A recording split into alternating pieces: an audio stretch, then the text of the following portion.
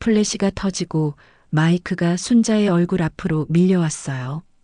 순자는 갑작스러운 상황에 당황했습니다. 저는 아이들을 어디서 데려왔는지 말씀해 주세요. 불법으로 아이들을 키운 이유가 뭔가요? 기자들의 질문이 쏟아졌어요. 순자는 더 이상 참을 수 없었습니다. 내가 데려오지 않았으면 다 죽었을 애들입니다. 순자의 절규가 병원 복도에 울려 퍼졌어요. 버려져서 죽어가던 아이들을 살린 게 잘못인가요?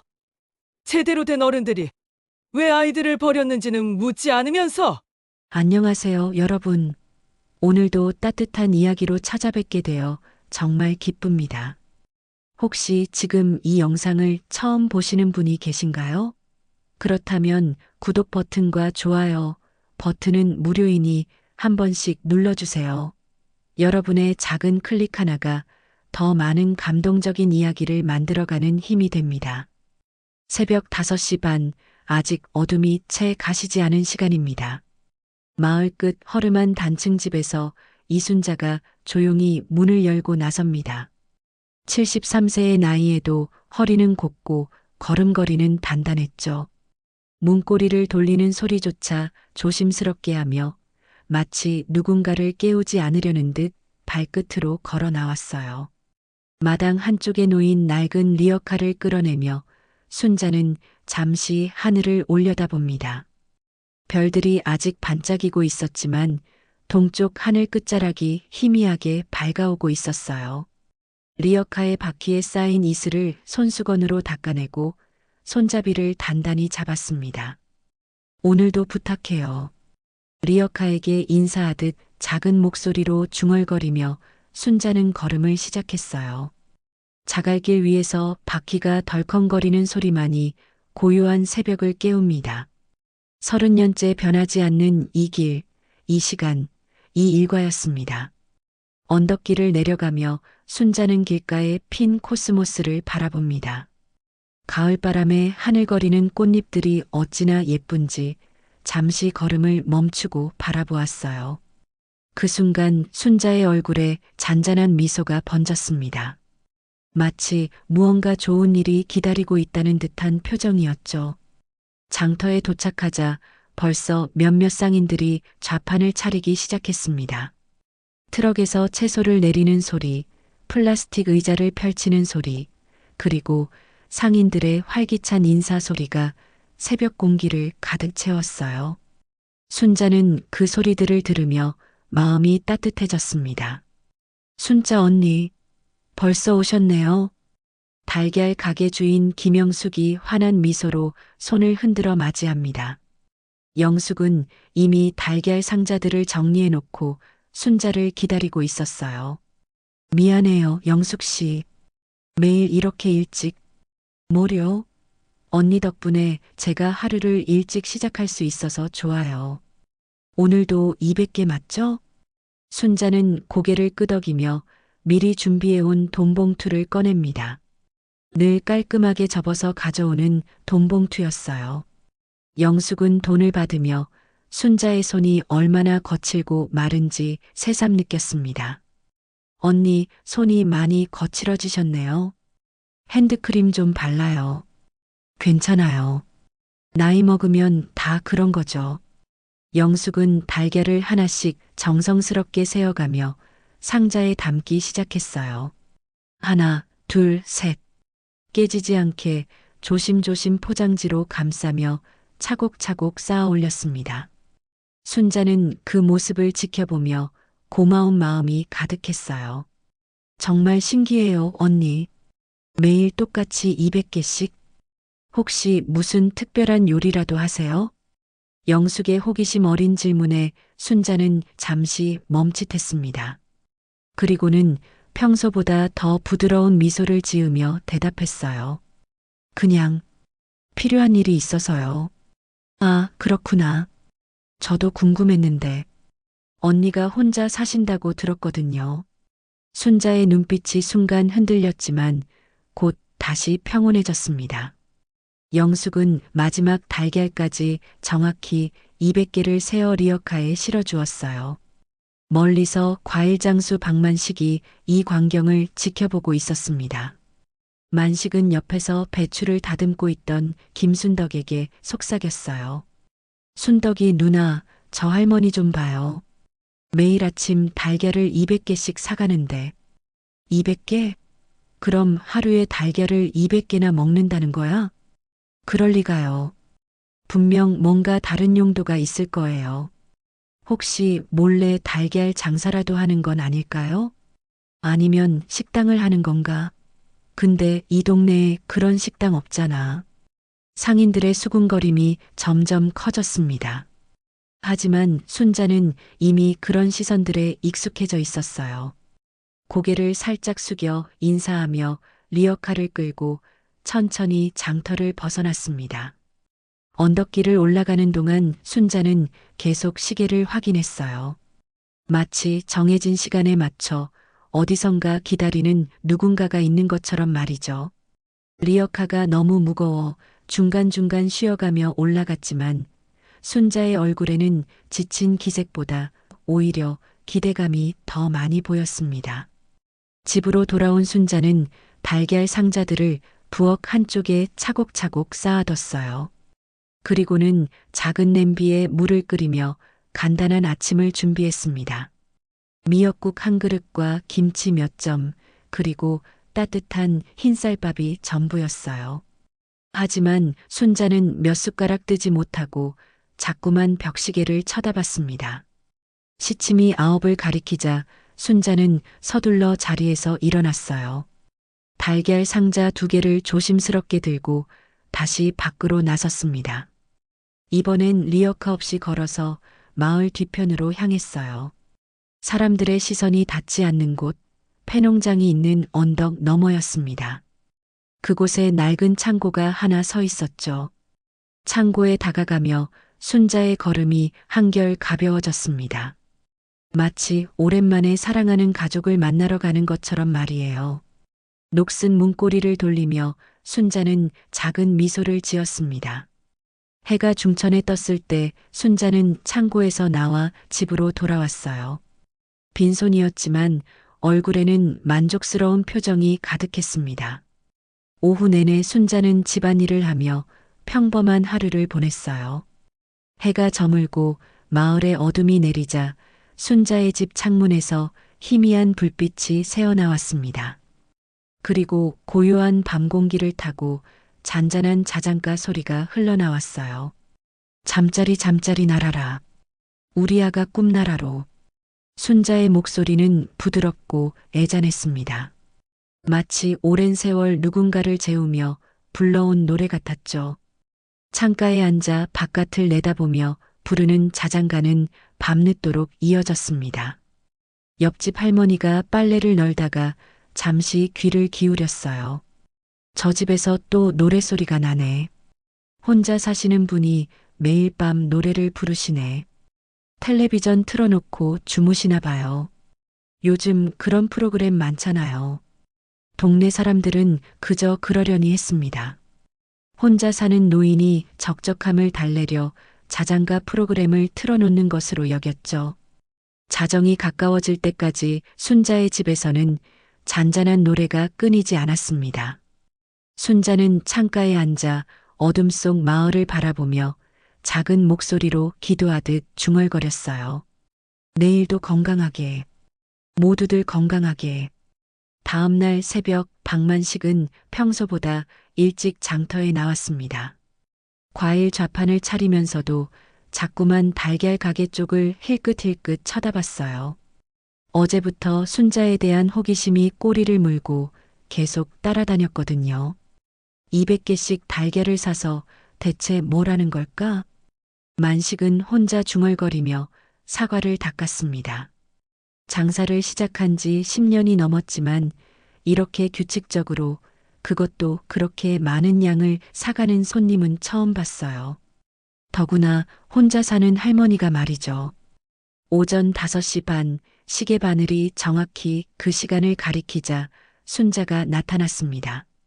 여전히 낡은 리어카를 끌고 오는 모습이 어제와 똑같았어요. 만식은 숨을 죽이며 순자의 일거수일투족을 지켜봤습니다. 순자가 달걀을 사는 동안 만식은 마음속으로 계획을 세웠어요. 오늘은 꼭 순자가 어디로 가는지 알아내겠다고 다짐했습니다. 호기심이 이길 수 없을 만큼 커져 있었거든요. 달걀을 산 순자가 리어카를 끌고 언덕길로 향하자 만식은 슬그머니 가게를 비우고 뒤를 따랐습니다. 다행히 새벽이라 사람들이 별로 없어서 들키지 않을 수 있었어요. 할머니 걸음이 생각보다 빠르네. 만식은 적당한 거리를 두고 조심스럽게 따라갔습니다. 순자는 평소처럼 집으로 들어가더니 1시간쯤 뒤에 달걀 상자 몇 개를 들고 다시 나왔어요. 이번엔 리어카 없이 걸어서 마을 뒤편으로 향했습니다. 저쪽으로 가네. 만식이 아는 한마을 뒤편에는 폐농장밖에 없었어요. 몇 년 전부터 주인이 도시로 이사를 가면서 버려진 곳이었죠. 그곳에 왜 가는 걸까요? 순자는 언덕을 넘어 폐농장 안쪽으로 들어갔습니다. 만식은 언덕 위에 숨어서 쌍안경처럼 손으로 눈을 가리고 내려다봤어요. 순자가 낡은 창고 앞에 서더니 주변을 둘러보고는 문을 열고 들어갔습니다. 뭐 하는 거지? 만식은 더 가까이 가고 싶었지만 들킬까봐 언덕 위에서 기다렸어요. 한참을 기다리는데 창고 안에서 희미한 소리가 들려왔습니다. 바람소리인가 싶어 귀를 기울이자 분명히 사람 목소리였어요. 그런데 그 목소리가 범상치 않았습니다. 어른 목소리가 아니라 아기가 우는 소리 같았거든요. 한 명이 아니라 여러 명이 동시에 우는 것 같기도 했고요. 에이, 설마. 만식은 고개를 저었습니다. 아기가 있을 리 없잖아요. 순자는 혼자 사는 할머니인데 말이에요. 아마 라디오나 텔레비전 소리일 거라고 생각했습니다. 그런데 잠시 후 순자의 목소리가 들려왔어요. 괜찮아, 괜찮아. 이모가 여기 있으니까 울지 마. 만식의 등에 소름이 돋았습니다. 분명히 아기를 달래는 목소리였어요. 그것도 한 명이 아니라 여러 명을 상대로 하는 것 같았습니다. 미연아, 밥 먹자. 준호도 이리 와. 만식은 귀를 의심했습니다. 미연이? 준호? 분명히 아이들 이름이었어요. 순자가 혼자 사는 게 아니라 아이들과 함께 살고 있는 건가요? 1시간쯤 지나자 순자가 창고에서 나왔습니다. 빈손이었지만 얼굴에는 만족스러운 표정이 가득했어요. 만식은 순자가 완전히 사라질 때까지 기다렸다가 조심스럽게 창고에 다가갔습니다. 창고 문틈으로 귀를 대고 들어보니 정말로 아이들 소리가 들렸어요. 옹알거리는 소리, 까르르 웃는 소리, 그리고 간간히 우는 소리까지. 분명히 여러 명의 아기와 어린아이들이 있었습니다. 이게 무슨 일이지? 만식은 머리가 복잡해졌어요. 순자가 몰래 아이들을 키우고 있다는 뜻인가요? 그럼 그 많은 달걀은 아이들 이유식을 만들기 위한 거였던 건가요? 하지만 더 큰 의문이 생겼습니다. 이 아이들은 누구일까요? 순자의 손자 손녀들일까요? 아니면 만식은 온갖 상상이 머릿속을 스쳐 지나갔어요.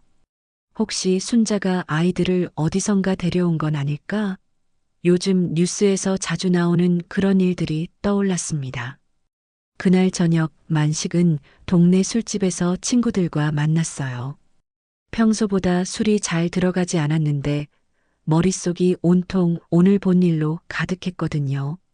야, 만식아. 왜 이렇게 멍하니 있어? 친구 철수가 만식의 어깨를 툭 쳤습니다. 만식은 잠시 망설이다가 입을 열었어요. 너희들, 우리 마을의 순자 할머니 알지? 아, 달걀 할머니? 혼자 사시는 분 말이야? 그분이 혼자 사는 게 아닐 수도 있어. 만식은 오늘 본 일을 자세히 털어놨습니다.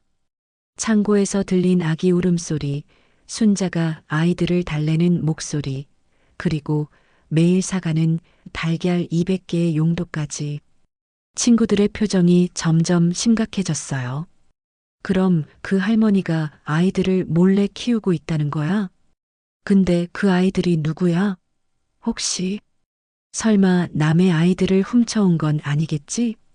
술자리 분위기가 급격히 무거워졌습니다. 처음엔 단순한 호기심으로 시작된 이야기였는데 점점 심각한 방향으로 흘러가고 있었어요. 요즘 뉴스 보니까 그런 일이 종종 있던데. 맞아. 아이들을 납치해서 키우는 사람들이 있다고 하더라. 만식은 친구들의 반응을 보며 후회하기 시작했어요. 괜히 말했나 싶었거든요. 하지만 이미 늦었습니다. 다음 날 아침 마을 전체가 술렁거리기 시작했어요.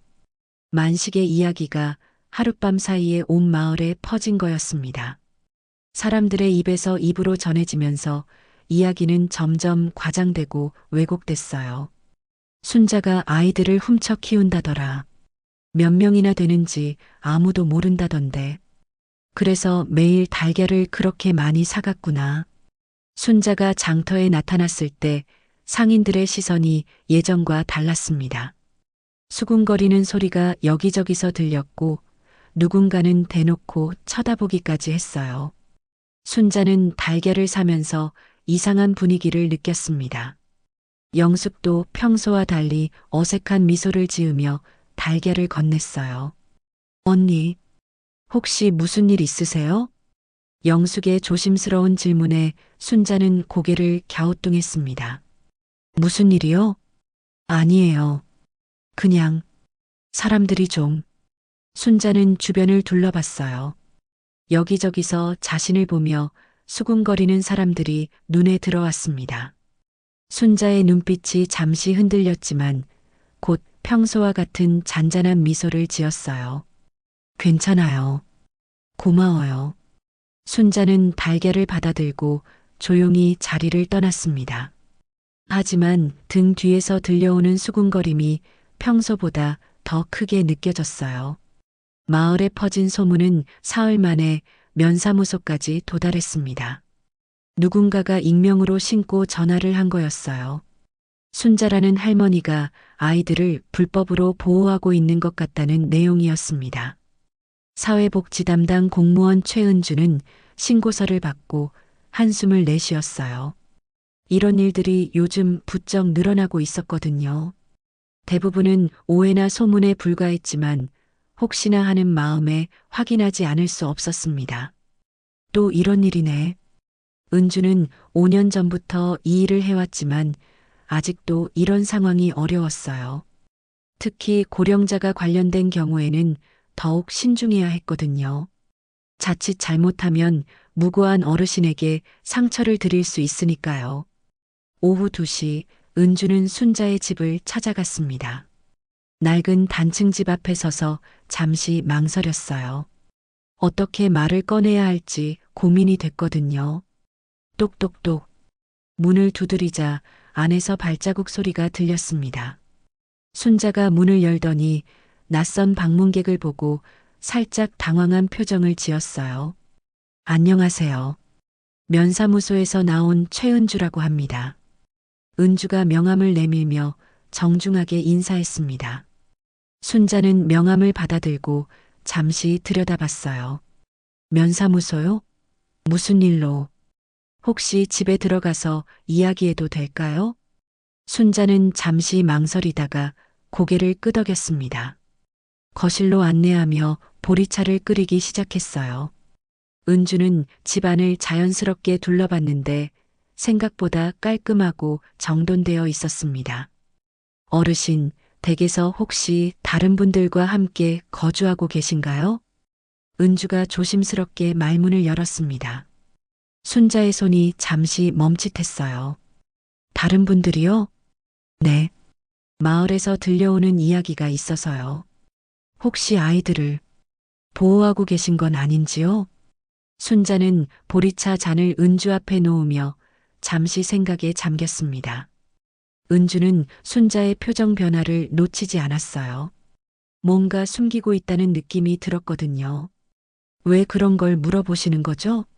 마을 분들이 신고를 하셨어요. 어르신이 아기들을 불법으로 보호하고 있다고 매일 달걀을 많이 사시는 것도 그 때문이라고 하더라고요. 순자의 얼굴이 순간 굳어졌습니다. 결국 들킬 일이 생긴 거였어요. 마음속으로는 이런 날이 올 줄 알고 있었지만 막상 현실이 되니 당황스러웠습니다. 어르신, 혹시 정말로 있어요?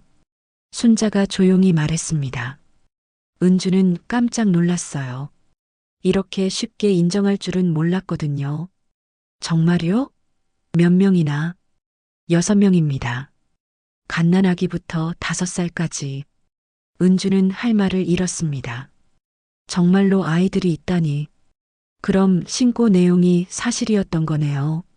어르신, 그 아이들이 누구인가요? 혹시 어르신의 손자, 손녀들인가요? 순자는 고개를 저었습니다. 아니에요. 다 버려진 아이들이에요. 버려진 아이들이라고요? 은주의 목소리가 높아졌습니다. 이건 생각보다 심각한 문제였어요. 어르신, 그럼 이 아이들을 어디서 데려오신 건가요?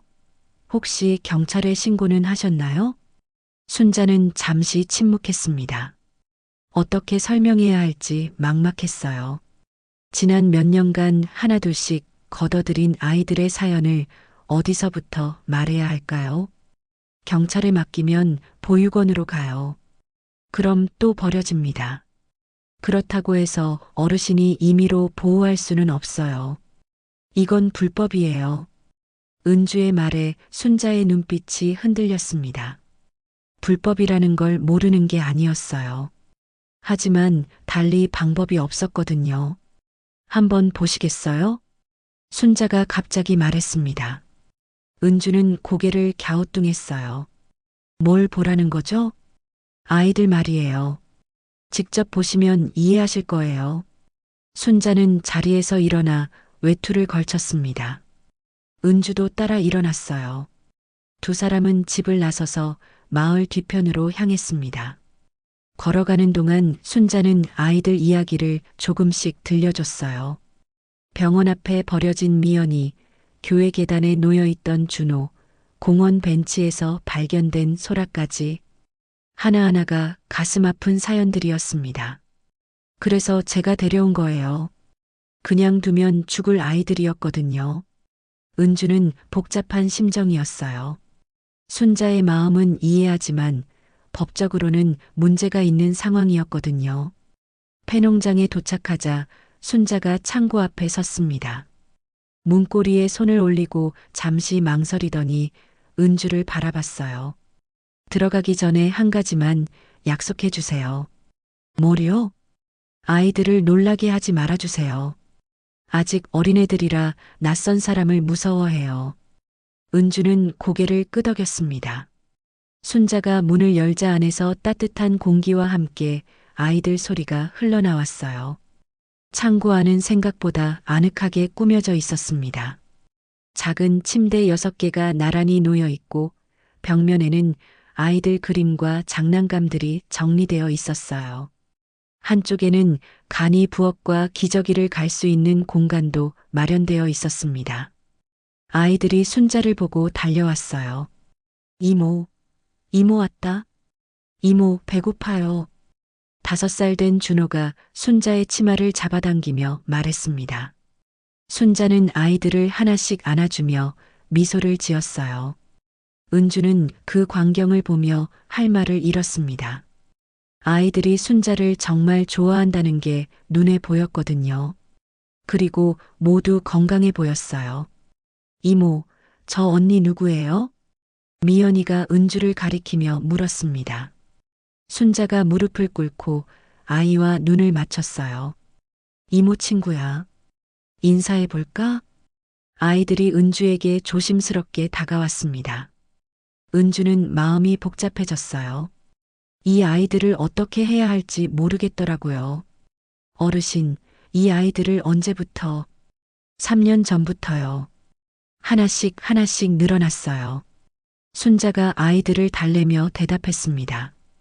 갓난아기인 소라가 울음을 터뜨리자 순자는 능숙하게 안아 올렸어요. 은주는 마음속으로 갈등했습니다. 법적으로는 당장 신고해야 하는 상황이었어요.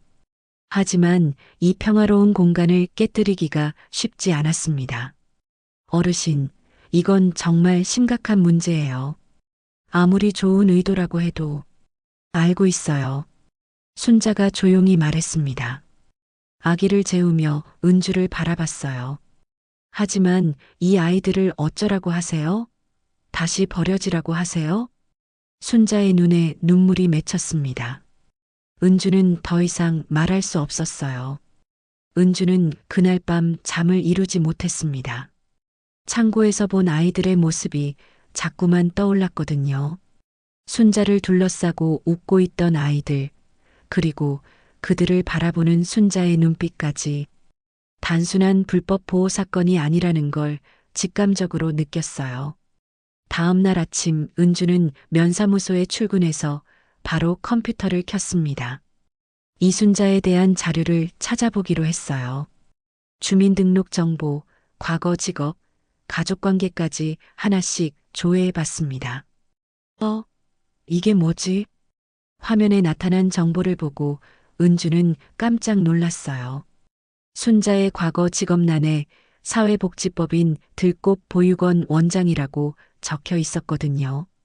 1985년부터 1995년까지 무려 10년간 보육원을 운영했다는 기록이었습니다. 보육원 원장이었다고? 은주는 더 자세한 정보를 찾기 위해 시청 사회복지과에 전화를 걸었어요. 30년 전 자료라 쉽게 찾을 수 있을지 확신할 수 없었지만 다행히 당시를 기억하는 선배 공무원이 있었습니다. 들꽃 보육원요? 그 보육원 기억나요. 이순자 원장님, 정말 헌신적인 분이셨는데 안타깝게 문을 닫았죠. 전화 너머로 들려오는 이야기는 은주의 예상과 달랐어요. 들꽃 보육원은 당시 이 지역에서 가장 모범적인 보육원 중 하나였다고 했습니다. 무슨 일로 문을 닫게 된 거죠? 재정 문제였어요. 후원자 중에 사기를 친 사람이 있었거든요. 보육원 운영비를 가로채서 잠적해버렸어요. 하루아침에 재정이 바닥났죠. 은주는 충격을 받았습니다. 순자가 단순히 아이들을 불법으로 보호하고 있는 게 아니라 이미 오래전부터 아이들을 돌보는 일을 해왔던 거였어요. 그 당시 아이들은 어떻게 됐나요? 대부분 다른 보육원으로 보내졌는데 그 과정이 순탄하지 않았어요. 몇몇 아이들은 제대로 된 곳이 아닌 데로 보내진 것 같더라고요. 은주는 더 이상 전화로는 자세한 이야기를 들을 수 없을 것 같아서 직접 순자를 만나보기로 했습니다. 진실을 알고 싶었거든요. 오후에 순자의 집을 다시 찾았을 때 순자는 마당에서 빨래를 널고 있었어요.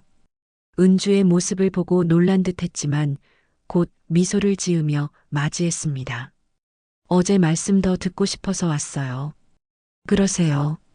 순자는 은주를 거실로 안내하며 차를 끓였어요. 은주는 조심스럽게 말문을 열었습니다. 어르신, 혹시 예전에 들꽃 보육원을 운영하셨던 게 맞나요? 순자의 손이 찻잔을 들다가 멈췄습니다. 오래된 상처를 건드린 것 같은 느낌이 들었어요. 어떻게 하셨나요? 조회해봤어요.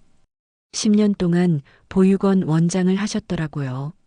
순자는 잠시 침묵했습니다. 그 시간들을 떠올리는 것 같았어요. 한참 후에야 입을 열었습니다. 그때가 제 인생에서 가장 행복한 시간이었어요. 순자의 목소리에 그리움이 묻어 있었어요. 30명이 넘는 아이들이 있었죠. 갓난아기부터 고등학생까지 모두 제 자식 같았어요. 순자는 천천히 그 시절 이야기를 들려주기 시작했습니다. 새벽 5시에 일어나 아이들 아침을 준비하던 일, 밤늦게까지 숙제를 도와주던 일, 아픈 아이를 업고 병원을 오가던 일까지 하나하나가 소중한 추억이었어요. 그런데 어떻게 문을 닫게 되신 거예요? 순자의 얼굴이 어두워졌습니다. 후원자 중에 김 사장이라는 분이 있었어요. 건설업을 하시는 분이었는데 매달 큰 돈을 후원해 주셨죠. 그런데 순자의 목소리가 떨렸어요. 그분이 사기를 치고 도망간 거예요. 보육원 계좌에서 모든 돈을 빼내고 사라졌어요. 하루아침에 보육원이 파산 위기에 놓였죠. 은주는 순자의 아픔을 느낄 수 있었어요. 아이들을 돌볼 수 없게 되니까 다른 보육원이나 시설로 보내야 했어요. 그런데 그 과정에서 순자가 말을 잇지 못했습니다. 손으로 얼굴을 가리고 흐느꼈어요.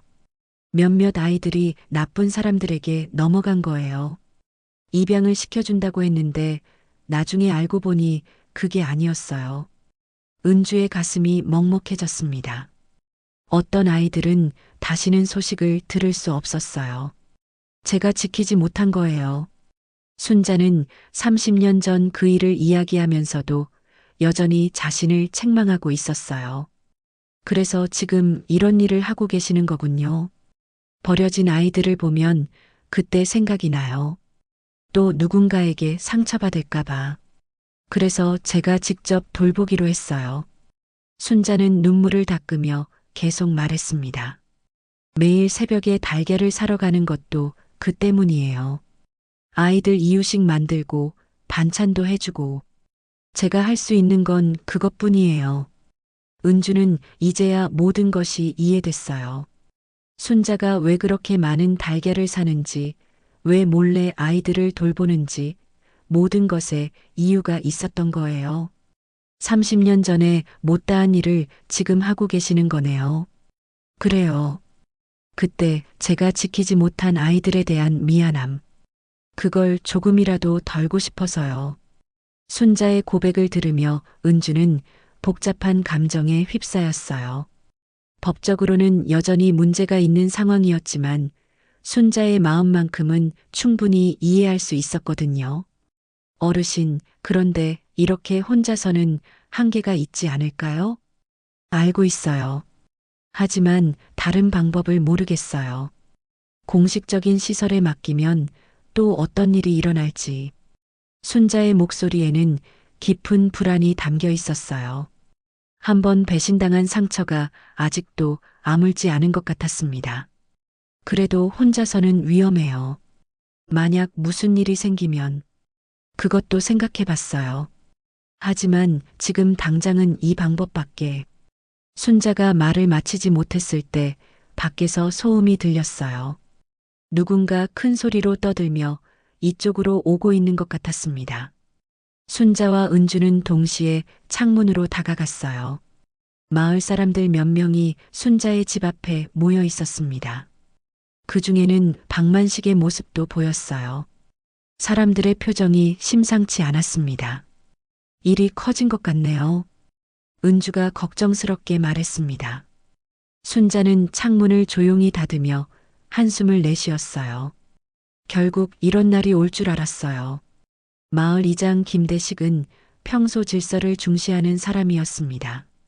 30년 넘게 이장직을 맡아오면서 마을에서 일어나는 모든 일을 꼼꼼히 챙겨왔어요. 그런 대식에게 순자의 일은 그냥 넘어갈 수 없는 문제였습니다. 이건 분명히 불법이야. 대식은 마을 사람들이 전해준 이야기를 종합해보며 결론을 내렸어요. 아무리 좋은 의도라고 해도 법은 법이었거든요. 더구나 아이들의 안전이 걸린 문제라면 더욱 신중해야 했습니다. 여보, 그래도 순자 씨가 나쁜 사람은 아니잖아요. 아내가 조심스럽게 말했지만 대식은 고개를 저었어요. 그게 문제가 아니야. 만약 아이들에게 무슨 일이라도 생기면 누가 책임질 거야? 대식은 더 이상 망설이지 않고 경찰서에 전화를 걸었습니다. 여보세요? 신고할 일이 있습니다. 우리 마을에 아이들을 불법으로 보호하고 있는 사람이 있어요. 이틀 후 오전 10시 경찰차 2대가 순자의 집 앞에 멈춰 섰습니다. 형사 3명과 아동보호 전문 요원이 함께 왔어요. 마을 사람들이 하나둘 모여들기 시작했습니다. 순자는 집 안에서 경찰차 소리를 들었어요. 언젠가는 올 줄 알았던 이 순간이 드디어 온 거였습니다. 손이 덜덜 떨렸지만 마음을 다잡았어요. 똑똑똑. 경찰입니다. 문 좀 열어주세요. 순자는 천천히 문을 열었습니다. 권 형사가 영장을 내보이며 말했어요. 수색 영장입니다. 아동 보호에 관한 신고가 들어와서 왔습니다. 아동이요? 순자는 일단 모르는 척했어요. 하지만 경찰들은 이미 모든 것을 알고 있는 것 같았습니다. 혹시 댁에서 신고되지 않은 아동들을 보호하고 계신가요? 순자는 잠시 침묵했습니다. 이제 숨길 수도 없는 상황이었어요. 창고에 있습니다. 경찰들과 순자는 함께 폐농장으로 향했어요. 뒤따라온 마을 사람들이 웅성거리기 시작했습니다. 창고 문을 열자 아이들이 놀란 표정으로 바라봤어요. 낯선 사람들이 갑자기 나타나자 울음을 터뜨리는 아기들도 있었습니다. 어머, 정말 아이들이 있네. 아동보호 전문 요원이 놀라며 말했어요. 6명의 아이들이 각자 침대에 앉아 있거나 놀고 있었거든요.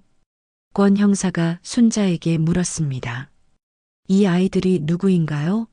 신분을 확인할 수 있는 서류가 있나요? 서류는 없어요.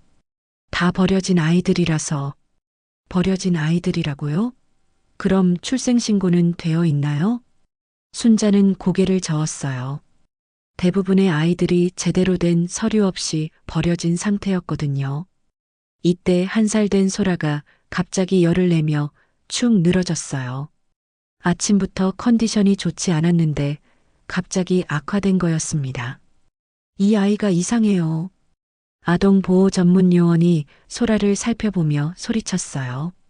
소라의 얼굴이 새파랗게 변해가고 있었습니다. 119 불러요. 권 형사가 급하게 전화를 걸었어요.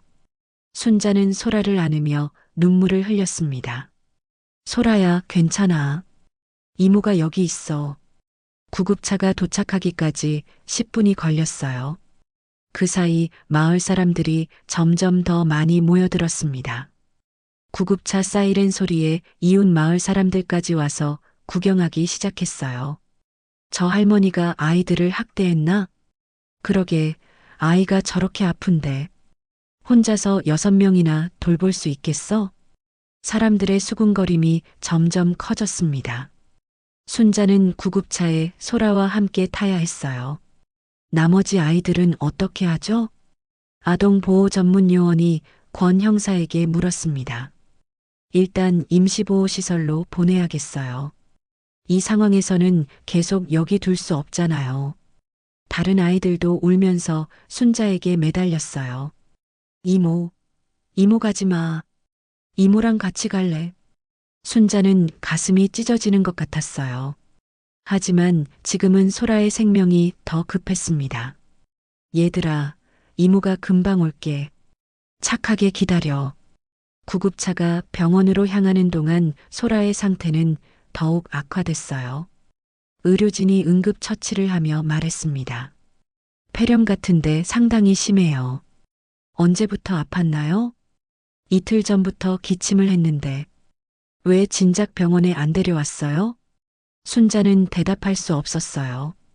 신분증도 없는 아이를 병원에 데려가기가 쉽지 않았거든요.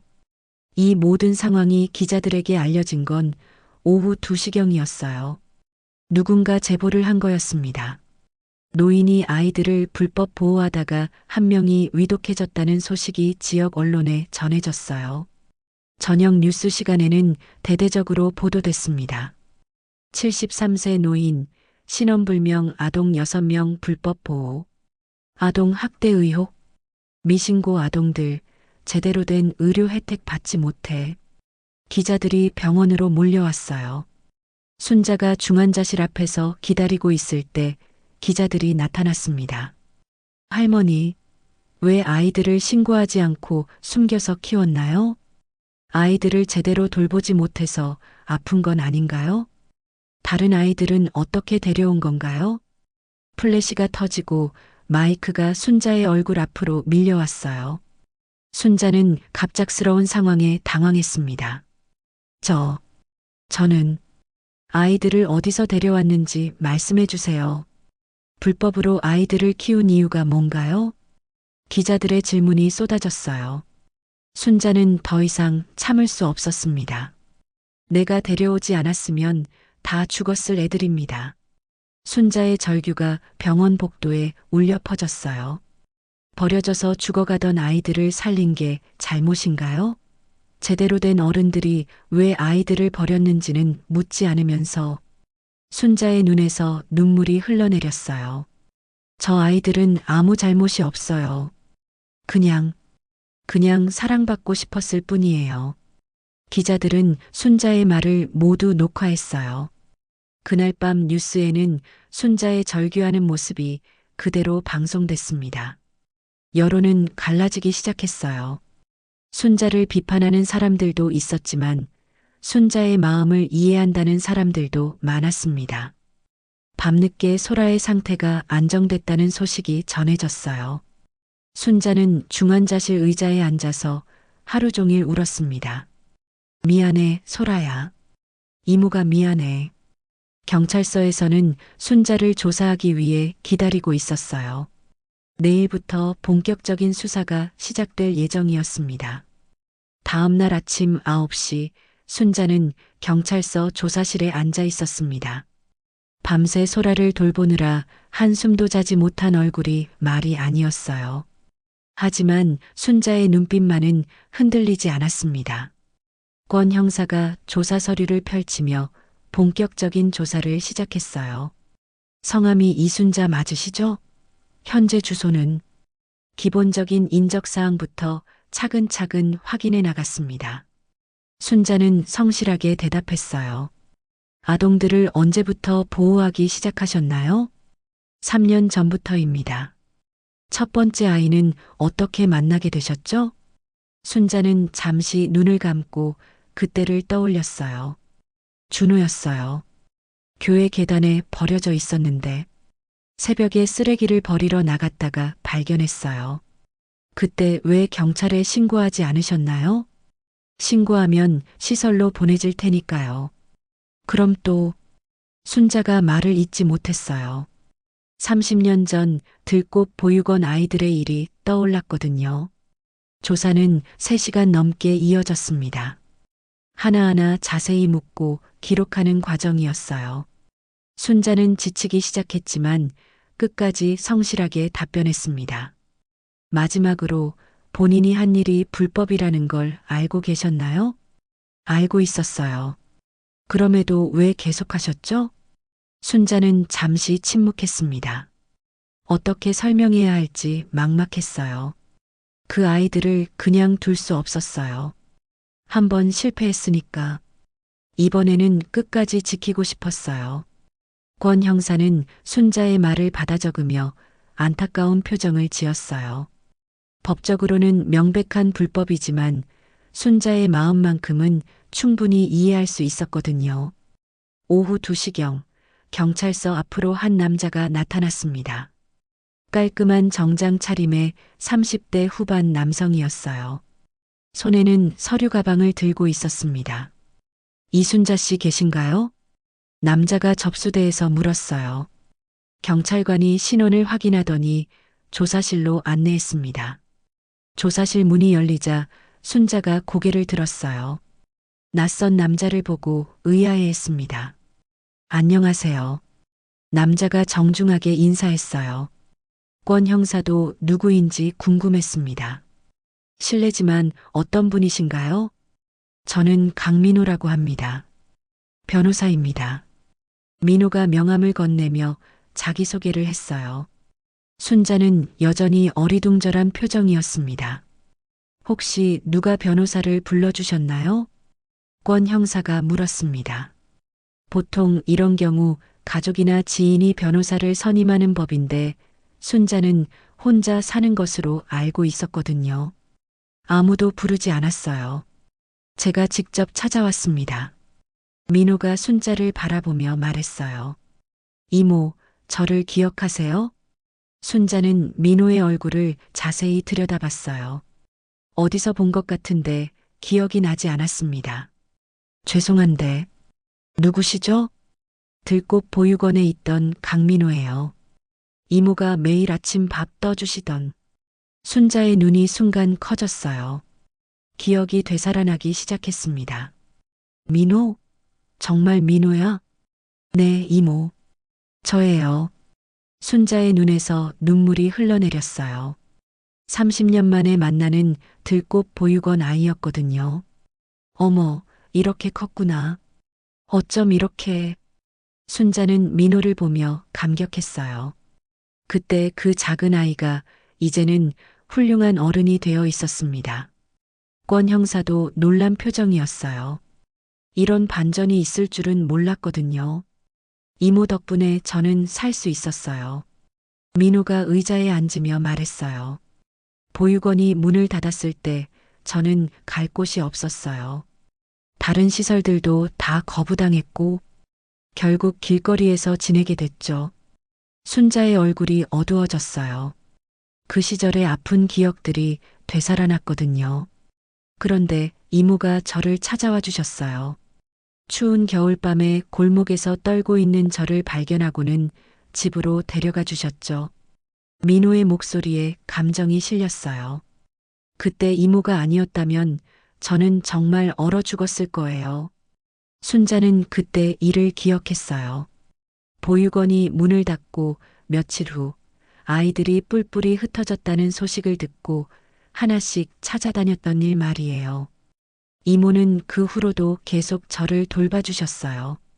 공부할 수 있게 도와주시고 대학 갈 때까지 뒷바라지 해주셨죠. 권 형사는 이런 사실을 전혀 몰랐어요. 순자에 대한 인상이 완전히 바뀌기 시작했습니다. 제가 지금 변호사가 될 수 있었던 것도 모두 이모 덕분이에요. 민호는 서류 가방에서 두꺼운 파일을 꺼냈어요. 저는 이모가 지난 30년간 무엇을 하셨는지 조사해 봤어요. 파일 안에는 수많은 자료들이 들어 있었어요. 사진, 증언서, 그리고 각종 문서들까지. 이모는 들꽃 보육원이 문을 닫은 후에도 계속 아이들을 돌보셨어요.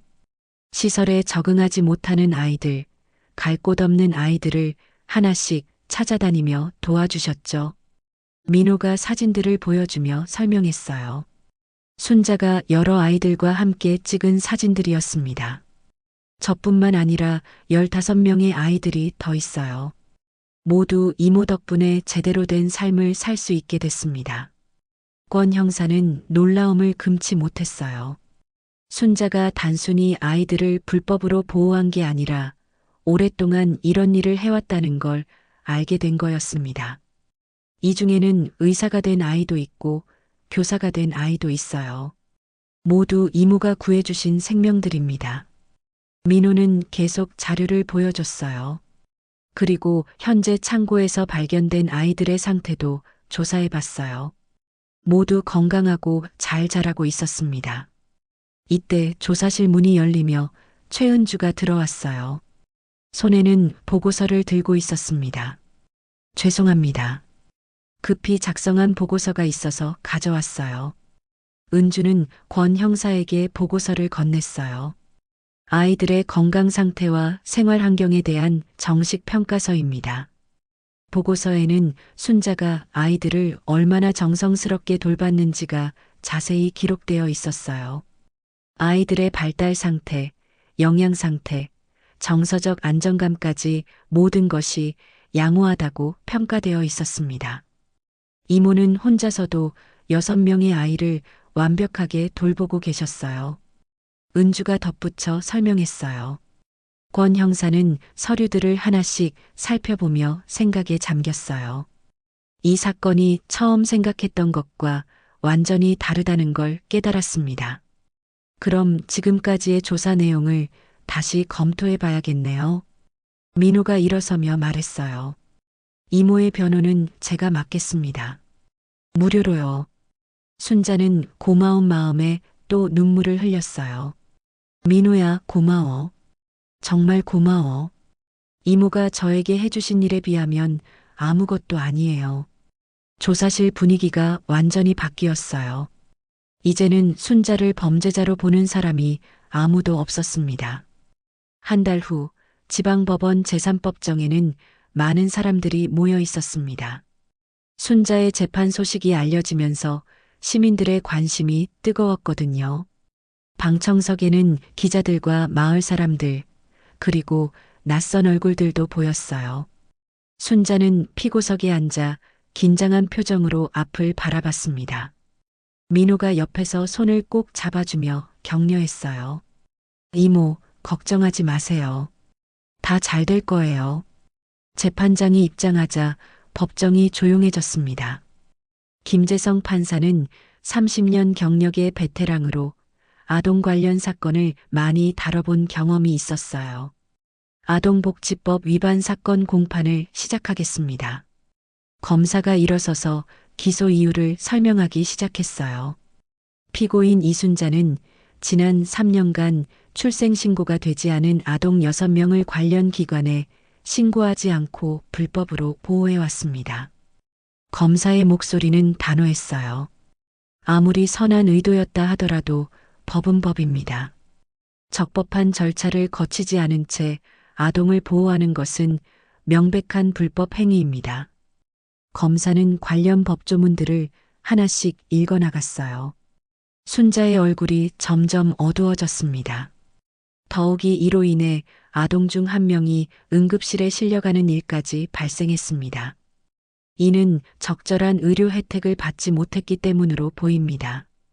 검사의 주장이 끝나자 민호가 자리에서 일어났어요. 존경하는 재판장님, 변호인 강민호입니다. 민호는 차분하게 말문을 열었어요. 검사님 말씀대로 법은 중요합니다. 하지만 그 법이 무엇을 위해 존재하는지도 생각해 봐야 합니다. 민호가 서류를 펼치며 계속 말했어요. 아동복지법 제15조에는 아동의 생명이 위급한 상황에서는 긴급보호 조치를 취할 수 있다고 명시되어 있습니다. 재판장이 관심을 보이며 민호를 바라봤어요. 피고인이 발견한 아동들은 모두 생명이 위험한 상황에 놓여 있었습니다. 추위에 떨고 있거나 굶주리고 있거나 병에 걸린 상태였죠.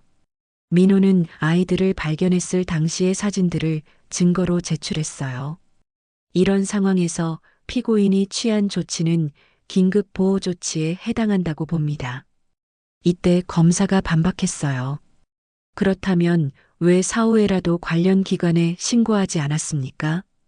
민호가 대답하기 전에 순자가 일어섰어요. 제가 말씀드려도 될까요? 재판장이 허락하자 순자가 증언대로 나섰습니다. 30년 전에도 비슷한 일이 있었어요. 제가 운영하던 보육원이 문을 닫게 됐을 때 순자는 떨리는 목소리로 과거의 일을 털어놨어요. 어떻게 아이들이 뿔뿔이 흩어졌는지, 몇몇은 나쁜 사람들의 손에 넘어갔는지 하나씩 설명했습니다. 그때 경찰에 도움을 요청했지만 아무도 들어주지 않았어요. 규정상 어쩔 수 없다는 말만 들었죠. 순자의 눈에서 눈물이 흘러내렸어요. 그래서 이번에는 제가 직접 지키기로 했어요.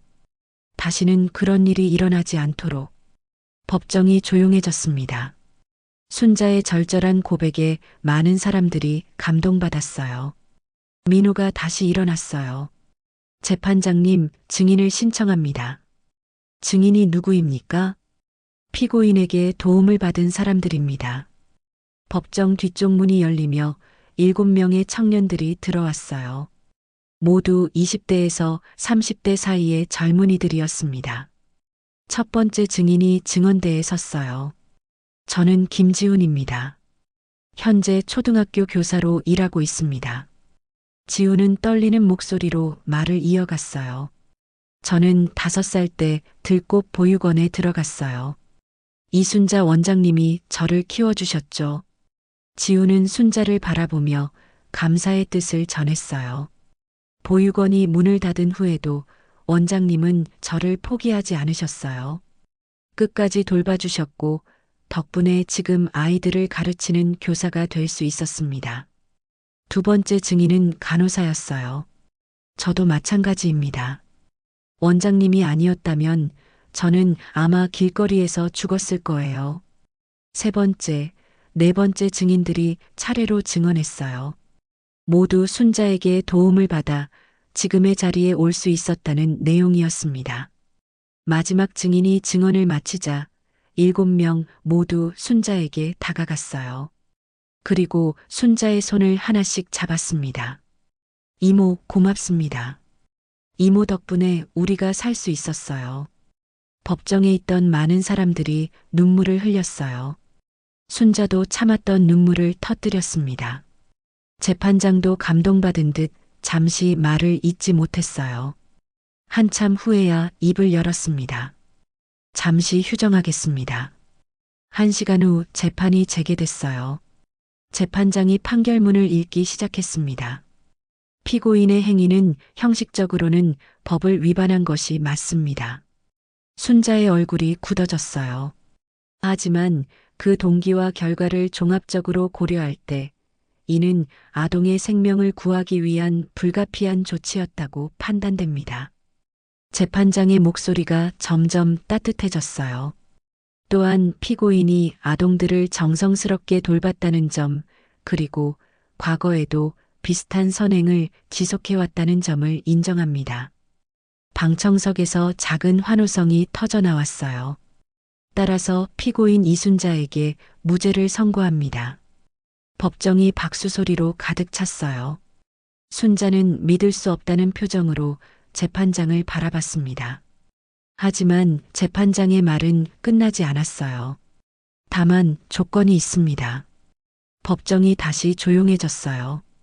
앞으로는 반드시 정식 허가를 받은 보호시설을 운영하시기 바랍니다. 더 이상 혼자서 이런 일을 감당하지 마시고 사회의 도움을 받으십시오. 순자가 깊이 고개를 숙였어요. 감사합니다, 재판장님. 민호가 순자를 부축하며 일어섰어요. 법정을 나서는 순자를 향해 방청객들이 박수를 보냈습니다. 법정 밖으로 나오자 기자들이 몰려들었어요. 기분이 어떠세요? 앞으로 계획은 어떻게 되나요? 순자는 잠시 생각하다가 입을 열었어요. 이제 정말로 아이들을 제대로 지킬 수 있게 됐네요. 순자의 얼굴에 환한 미소가 번졌습니다. 판결이 난 지 석 달이 흘렀습니다. 가을이 깊어가는 10월의 어느 따뜻한 오후, 폐농장이 있던 자리에는 완전히 새로운 모습의 건물이 서 있었어요. 낡은 창고는 사라지고 그 자리에 깔끔한 단층 건물이 들어선 거였습니다. 건물 입구에 걸린 간판에는 들꽃 쉼터라는 글씨가 새겨져 있었어요. 순자가 30년 전 운영했던 들꽃 보육원의 이름을 따온 거였습니다. 민호와 다른 후원자들이 힘을 모아 새로 지어준 보금자리였어요. 이모, 여기 봐요. 마당에서 아이들의 밝은 목소리가 들려왔습니다. 준호가 손에 공을 들고 뛰어다니고 있었어요. 미연이는 그네를 타며 즐거워했고 소라는 순자의 품에 안겨 까르르 웃고 있었습니다. 준호야, 천천히 뛰어. 넘어져. 순자가 아이를 걱정하며 말했어요. 몇 달 전 병원에 실려갔던 소라는 이제 완전히 건강해져서 다른 아이들과 함께 뛰어놀고 있었습니다. 쉼터 안은 따뜻하고 아늑했어요. 거실 벽면에는 아이들과 순자가 함께 찍은 사진들이 가득 걸려 있었습니다. 생일 축하 사진, 소풍 갔을 때 사진, 그리고 아이들이 그린 그림들까지 벽 하나하나가 추억으로 가득했어요. 순자 언니, 안 계세요? 현관문이 열리며 김영숙의 목소리가 들렸습니다. 손에는 큰 보자기를 들고 있었어요. 어머, 영숙 씨, 어서 들어와요. 순자가 반갑게 맞이했습니다. 영숙은 보자기를 풀어 반찬통들을 꺼냈어요. 아이들 먹으라고 김치랑 멸치볶음 좀 만들어 왔어요. 고마워요. 정말 고마워요. 요즘 마을 사람들이 자주 쉼터를 찾아왔어요. 처음에는 의심의 눈초리로 보던 사람들이 이제는 아이들을 진심으로 아끼고 있었거든요. 아이들이 정말 밝아졌네요. 예전과는 완전히 다르네. 영숙이 아이들을 보며 흐뭇해했어요. 정말로 아이들은 예전보다 훨씬 밝고 건강해 보였습니다. 이때 박만식도 찾아왔어요. 손에는 사과 한 상자를 들고 있었습니다. 순자 누님, 아이들 간식 좀 가져왔어요. 만식은 처음 순자를 의심했던 자신을 부끄러워하며 요즘 더욱 열심히 도와주고 있었어요. 만식 씨, 고마워요. 아이들이 사과를 정말 좋아해요. 순자가 사과를 받으며 미소 지었습니다. 아이들이 사과를 보고 달려와 만식 주변을 둘러쌌어요. 아저씨, 사과 주세요. 저도. 만식은 아이들 하나하나에게 사과를 나눠주며 뿌듯해했습니다. 오후 5시경 최은주가 정기 방문을 왔어요. 쉼터가 정식 허가를 받은 후 한 달에 한 번씩 점검을 나오고 있었거든요. 아이들 상태가 어떤가요? 은주가 체크리스트를 보며 물었어요. 모두 건강해요. 소라도 완전히 나았고요. 순자가 대답하며 아이들 생활일지를 보여줬어요. 식사, 놀이, 학습, 건강관리까지 모든 것이 꼼꼼히 기록되어 있었습니다. 정말 잘 관리하고 계시네요. 전문 보육사분들이 와서 도와주고 계시죠? 네, 민호가 연결해준 분들이에요. 정말 큰 도움이 돼요. 이제 순자는 혼자가 아니었어요. 전문 보육사 2명과 자원봉사자들이 함께 아이들을 돌보고 있었습니다. 저녁 시간이 되자 순자는 부엌에서 아이들 저녁을 준비했어요. 예전처럼 달걀을 주재료로 한 요리들이었습니다.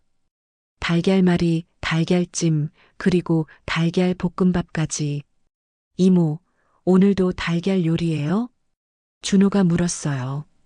응, 달걀이 몸에 좋거든. 쑥쑥 크려면 많이 먹어야 해. 순자는 여전히 매일 아침 장터에서 달걀을 사오고 있었어요. 이제는 200개가 아니라 300개를 사오고 있었지만요. 쉼터 식구들이 늘어났거든요. 식사 시간 아이들과 보육사들, 그리고 자원봉사자들이 함께 식탁에 앉았어요. 대가족 같은 따뜻한 분위기였습니다. 오늘 뭐 했는지 이야기해 볼까? 순자가 아이들에게 물었어요. 저는 그림을 그렸어요. 미연이가 자신이 그린 그림을 보여줬어요. 순자와 아이들이 함께 있는 모습을 그린 그림이었습니다. 우와, 정말 잘 그렸네. 나중에 벽에 붙여놓자. 순자가 미연이의 머리를 쓰다듬어 주었어요. 식사가 끝나고 아이들이 놀고 있을 때 순자는 잠시 밖으로 나왔어요.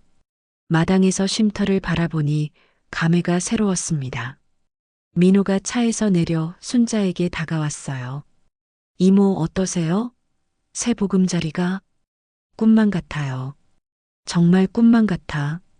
순자의 목소리에 감격이 묻어 있었어요.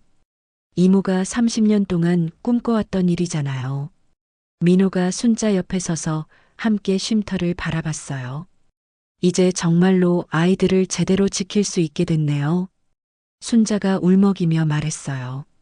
이제 이 아이들이 버려진 이름이 아니라 불린 이름으로 살아가게 할 거예요.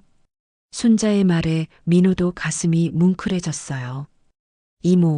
이모가 있어서 우리 모두가 지금의 우리가 될 수 있었어요.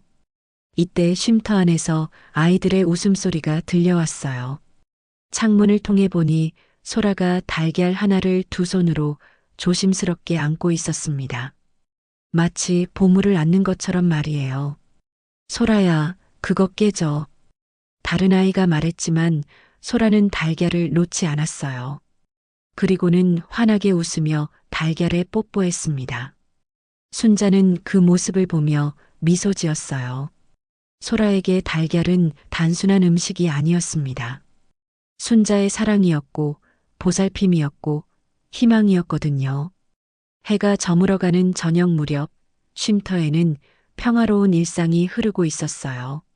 아이들은 각자 침대에 누워 순자가 읽어주는 동화책을 듣고 있었습니다. 옛날에 착한 할머니가 살았답니다. 손자의 부드러운 목소리가 쉼터 안을 가득 채웠어요. 아이들은 하나둘 잠에 빠져들기 시작했습니다. 모든 아이들이 잠든 후 순자는 조용히 거실로 나와 앉았어요. 벽에 걸린 사진들을 하나씩 바라보며 지난 시간들을 돌이켜봤습니다. 30년 전 들꽃 보육원에서 시작된 이야기가 이제 새로운 들꽃 쉼터에서 다시 피어나고 있었어요. 이번에는 혼자가 아니었습니다. 많은 사람들의 도움과 사랑으로 더욱 단단해진 보금자리였죠. 순자는 창밖을 내다보며 작은 기도를 올렸어요. 내일도 건강하게, 모두들 건강하게. 멀리서 들려오는 기차 소리와 함께 쉼터는 고요한 밤을 맞이했습니다. 달걀 200개로 시작된 작은 비밀이 이제는 온 마을의 따뜻한 이야기가 되어 있었어요. 오늘 이야기가 마음에 드셨다면 좋아요 버튼으로 응원해 주시고 아직 구독하지 않으신 분들은 구독 버튼도 꼭 눌러주세요. 여러분의 관심과 사랑이 더 많은 감동적인 이야기를 전해드릴 수 있는 원동력이 됩니다.